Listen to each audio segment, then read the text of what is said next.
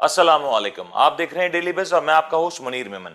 آج سے پہلے کافی سارے پروگرامز کیے اور ہر بار آپ نے بھرپور سراہا، آپ نے ہمارے تمام تر ایفرٹس کو وہ مقام دیا جس کے شاید ابھی تک ہم حقدار بھی نہ تھے۔ ہم نے جب بھی کوئی بات کہی، جب بھی کوئی میسج دیا، اس میسج کو نہ صرف آپ نے سنا بلکہ اس کی بھرپور پذیرائی کی۔ آج سے پہلے اس پروگرام میں بہت سے نامور گیسٹ آئے، بڑے بڑے بزنس مین آئے، بہت سے پولیٹیشنز آئے، نامور گرامی لوگ آئے، لیکن آج جو لوگ ہیں اس وقت اس اسٹوڈیو میں وہ میرے لیے بہت خاص ہیں، ہم سب کے لیے بہت خاص ہیں، اور سچ کہوں تو آج کے دن کا جو پروگرام ہے وہ میرے لیے اب تک کا سب سے اسپیشل پروگرام ہونے جا رہا ہے۔ آج ہم بات کرنے جا رہے ہیں ان محرومیوں کی جو شاید ہم جس کے لیے جتنا بھی شکر کریں اللہ کا وہ کم ہوگی۔ آج سے پہلے شاید ہم نے اس بات کو نہ سوچا ہوگا کہ پورے دن میں، رات میں، پورے آج تک کی زندگی میں ہم نے نہ جانے اللہ کی دی ہوئی کون کون سی کتنی ساری نعمتوں کو کس طریقے سے استعمال کیا، اس کی مثال ملتی نہیں ہے۔ یہ بڑا ہم سب کے لیے ایک شکرانے کا معاملہ ہے کہ آج ہم بہت آسانی سے دیکھ سکتے ہیں، سن سکتے ہیں، بول سکتے ہیں، اپنے جذبات کا اظہار پورے جوش کے ساتھ، پورے انداز میں کر سکتے ہیں۔ لیکن آج بھی پاکستان سمیت پوری دنیا میں ایسے بہت سے لوگ موجود ہیں جن کے ساتھ یہ معاملات نہیں ہوتے، جو ابھی بھی اپنے جذبات کی ترجمانی کے لیے اس حد تک پراپرلی انگیج نہیں کر سکتے جس طریقے سے ہم کرتے ہیں۔ آج کا پروگرام اسی بارے میں ہے۔ آج کے پروگرام میں ہم وہ بات کا ذکر کریں گے کہ جب اللہ ہمیں نعمت دیتا ہے، جب اللہ ہمیں کوئی چیز سے نوازتا ہے تو اس تمام تر نعمتوں کا شکرانہ کس طرح ادا کرنا چاہیے، اور جن لوگوں کے پاس وہ نعمتیں موجود نہیں ان کے لیے ہمیں کس طریقے سے اٹھ کھڑا ہونا ہے۔ آج کے پروگرام کے جو گیسٹ ہیں، بہت خاص گیسٹ ہیں، آصف امین فاروقی صاحب جو کہ پریسیڈنٹ ہیں ڈیف ایسوسی ایشن آف پاکستان کے، یعنی کہ یہ سننے کی صلاحیت سے محروم ہیں، اور نہ صرف سن نہیں سکتے بلکہ کیونکہ بچپن ہی سے یہ سننے سے قاصر تھے تو بولنے میں بھی ان کے معاملات اس طریقے سے نہیں ہیں جس طریقے سے عام انسان کے ہوتے ہیں، یعنی کہ سننے اور بولنے کی دونوں صلاحیتوں سے فی الحال یہ طاقت نہیں رکھتے۔ دوسری طرف ہمارے ساتھ موجود ہیں فرقان صاحب کافی زیادہ کلوز ہیں اس ایسوسی ایشن سے، اور کہا جائے کہ اس پورے ادارے کا ایک ماؤتھ پیس ہیں، آواز ہیں اس پورے ادارے کی، تو غلط نہ ہوگا۔ ایک اور بہت ہی خاص مہمان آج ہمارے ساتھ موجود ہیں جس کو آپ پردے کے اوپر ابھی نہیں دیکھ رہے لیکن تھوڑی دیر میں آپ ضرور دیکھیں گے۔ ان کا نام ہے صنم عدنان، جو کہ انٹرپریٹر ہیں، اور یہ جو ساری کی ساری باتیں ہیں وہ کمیونیکیٹ کرتی ہیں۔ شی از کائنڈ آف پارشلی ڈیف، لیکن وہ ہماری باتیں سن رہی ہیں، سمجھ رہی ہیں، اور شاید لپ ریڈ کرتے ہوئے یہ سارے معاملات دیکھ رہی ہیں۔ فرقان صاحب، میں آپ کی طرف آتا ہوں۔ یہ جو معاملات ہو رہے ہیں، کتنے عرصے سے ہم دیکھتے ہیں کہ یہ ایسوسی ایشنز بنتی ہیں، کام کرتی ہیں، لیکن شاید پذیرائی نہیں ملتی۔ آج یہ پلیٹ فارم آپ کے لیے ہے۔ میں چاہوں گا کہ دنیا کو بتائیں کہ یہ ایسوسی ایشن کس طریقے سے بنی، اس کا قیام کیسے ہوا، اور آپ لوگ آنے والے دنوں میں کیا کچھ کرنے جا رہے ہیں۔ بسم اللہ الرحمن الرحیم۔ پاکستان ایسوسی ایشن آف ڈیف جو ہے وہ پہلے کراچی ڈیف ویلفیئر ایسوسی ایشن کے نام سے رجسٹرڈ تھی۔ یہ تقریباً 1987 میں رجسٹرڈ ہوئی، اور پھر تقریباً 1999 میں جا کے یہ پاکستان ایسوسی ایشن آف ڈیف کے نام پہ کنورٹ ہو گئی۔ ٹھیک ہے۔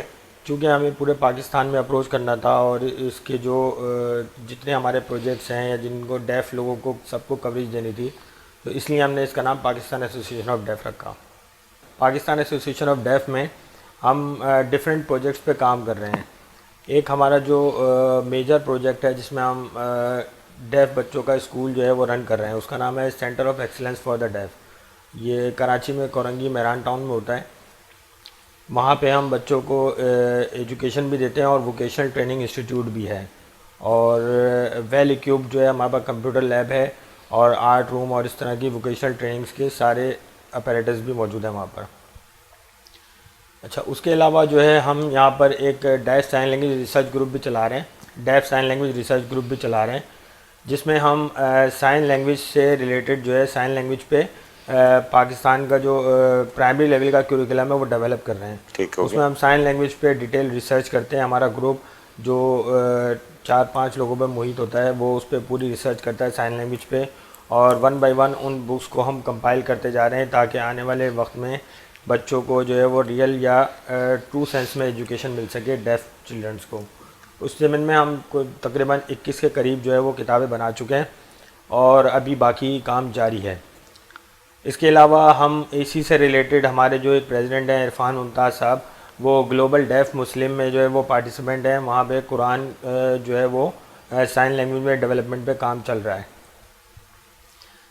آگے بات کریں تو اگر ہم ایک گروپ ہمارا چل رہا ہے جس میں ڈیف ویلفیئر ایسوسیشن ہے, ویلفیئر سروسز, جس میں ہم جو ڈیف ہوتے ہیں کیونکہ وہ اوپنلی جو ہے اپنی ڈیمانڈس پبلک کو بتا نہیں سکتے یا اپنی جو پرابلم سے شیئر نہیں کر سکتے, تو ہم اس میں جو ڈیف لوگ ہوتے ہیں ان کی مدد کرتے ہیں. جو ڈونیشن اور فنڈز ہمیں ملتا ہے اس سے ہم ان کی ہیلپ کرتے ہیں. مطلب ماشاءاللہ آپ لوگ اتنی ساری چیزیں کر رہے ہیں, لیکن یہ ساری چیزیں کرنے کے لیے جو جذبہ ہے, یقینی طور پہ ہم اس جذبے کی بھرپور قدر کرتے ہیں.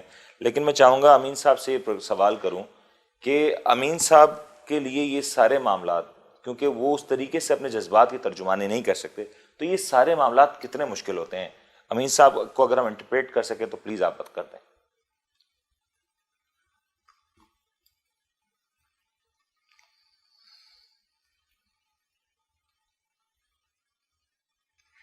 میں پاکستان ایسوسیشن آف دا ڈیف کا ہے نا پریزیڈنٹ ہوں.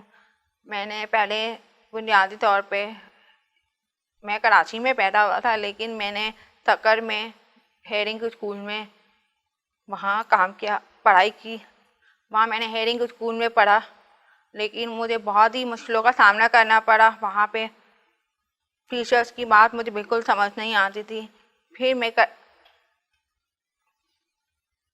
تکر میں دوسری شہر میں پڑھنے گیا, تب میں بھی وہاں بھی مجھے کوئی ترقی نہیں ملی. پھر میں کراچی میں چلا گیا, تو کراچی میں پتہ چلا وہاں بہت سارے ڈیف ہیں. تو میں نے کراچی کی اسکول جوائن کی, ابتر اسکول میں 1984 میں ایڈمیشن لیا. ابتر اسکول میں میٹرک میں نے 95 میں کیا تھا, اور پھر اس کے بعد میں پاکستان ایسوسیشن آف دا ڈیف کا ممبر پڑھا 96 میں.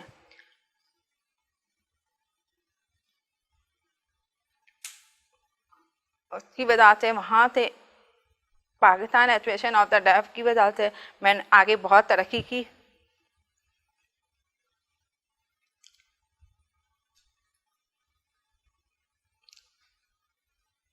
سائن لینگویج کے مسئلے ہیں, جاب کے مسئلے ہیں, وہ سب میں نے ورلڈ فیڈریشن آف دا ڈیف میں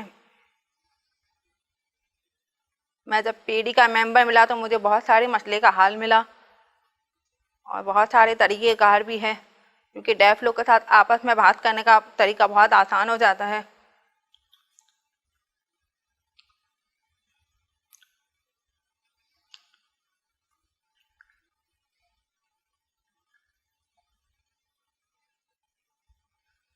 اب یہ الحمدللہ ابھی انٹرنیشنل مسلم کا ایک گروپ بنا ہے جس میں ہم لوگ اسلامک ریسرچ کر رہے ہیں. اس میں مطلب ہم عربک ورڈ جو ہے نا, عربک ورڈ جو قرآن میں الفاظ ہیں ان کے مطلب, ان کے الفاظ, اس کے مطلب یہ سائن بنا رہے ہیں, ان کا مطلب جان رہے ہیں. تو ابھی کافی ڈیف بہت آگے بڑھ چکے ہیں. بہت بہت شکریہ امین صاحب. آپ نے یقینی طور پہ جو بات کہی, جو کچھ آپ نے چیزیں ہمیں بتائیں, یہ کسی بھی سننے والے, کسی بھی دیکھنے والے جو اس وقت ہمارا لوگ پروگرام دیکھ رہے ہیں, اس کے لیے بڑا مشکل مرحلہ ہوگا. کیونکہ جو جذبات کی ترجمانی ہے اس کا جب ہم اکثر دیکھتے ہیں, آج ہمارے پاس سب کچھ ہونے کے باوجود بھی ہم اس بات کا شکوہ کرتے ہوئے نظر آتے ہیں کہ ہمیں آزادی نہیں ہے, ہمیں اپنی رائے کا اظہار کرنے کی آزادی نہیں ہے. لیکن یہ جو بات ہیں, یہ جو بھی نظارے ہیں ہمارے ٹیلی ویژن اسکرینس پہ, یہ اس بات کو بتاتے ہیں کہ ہمیں کس طریقے سے اپنے بنانے والے, اپنے تخلیق کرنے والے یعنی کہ اس اللہ کی ذات کا شکر ادا کرنا چاہیے کہ جس نے ہمیں اتنی ساری چیزوں سے نوازا. فرقان صاحب, آپ یہ سارے معاملات روز دیکھتے ہیں, آپ ان کی مشکلات سے بہتر واقف ہیں, آپ ان کے مشکل جو روز معاملات ان کو دیکھتے ہیں. کتنا مشکل ہوتا ہے اس طریقے کی ایسوسیشن کے ساتھ اپنے آپ کو لنک رکھنا؟ جی کافی زیادہ مشکل ہے, کیونکہ میں خود بھی جو ہے بیسیکلی کافی سال سے ان سے ایفیلیٹ ہوں, لیکن میں بھی ابھی تک سائن لینگویج میں نے سیکھی نہیں. اب یہ میری بھی بدقسمتی ہے یا کاہلی کہہ سکتے ہیں.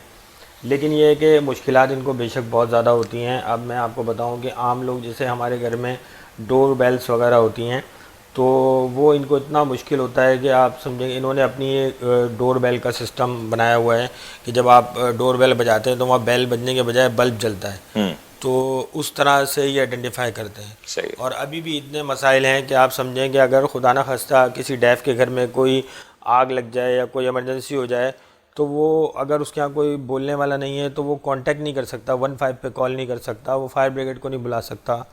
تو یہ سارے مسائل ہیں جو ڈیف کو روزمرہ کی زندگی میں پیش آتے ہیں اور جس کا درد جو ہے نا آپ فیل بھی نہیں کر سکتے. ہم جو بولنے والے ہوتے ہیں ہماری کبھی فرسٹریشن ہوتی ہے تو ہم بول کے نکال لیتے ہیں اور فرسٹریشن ختم کر لیتے ہیں، لیکن یہ بعض دفعہ اتنے فرسٹریٹ ہوتے ہیں اپنے انوائرمنٹ سے کیونکہ باہر بھی نہیں نکل پاتے، زیادہ کمیونیکیٹ نہیں کر پاتے، تو ان کی فرسٹریشن ان کے اندر ہی رہ جاتی ہے، تو وہ بہت زیادہ ان کو اریٹیٹ کرتی ہے. تو ہم جیسے جو ہیئرنگ ہوتے ہیں ان کو احساس کرنا چاہیے کہ کس طرح سے جو ہے وہ سروائیو کرتے ہیں. اور ابھی بھی اب جو میں نے بتایا تھا کہ پاکستان میں جو ہے وہ ڈیف کو لائسنس کا جو ہے وہ رائٹس نہیں تھے، تو ابھی سندھ گورنمنٹ کی سندھ اسمبلی سے جو ہے اس کی اپروول ہوئی ہے اور اب ڈیف کو جو ہے وہ لائسنس ملنے کے رائٹس مل گئے ہیں.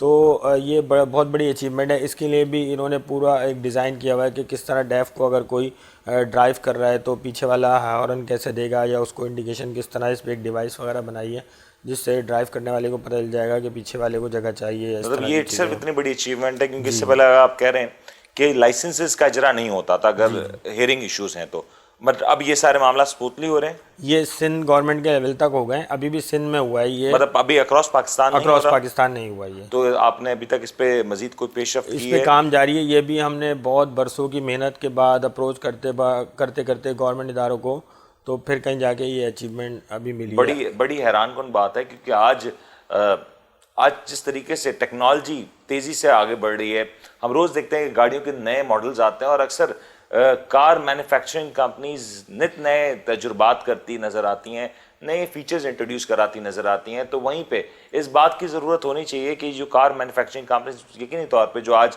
یہ آواز سن رہے ہیں وہ اس طرح کی کار مینوفیکچرنگ فیسلٹی بھی قائم کریں جہاں پہ اس طرح کے جو لوگ ہیں ان کے لیے کچھ اسپیشل کارز ڈیزائن کی جا سکیں. یا جو لائسنسز کے اجرا کے حوالے سے بات کی جا رہی ہے تو یقینی طور پہ سندھ حکومت میں اگر یہ کام ہوا تو یہ بڑا ہی اہم قدم ہے.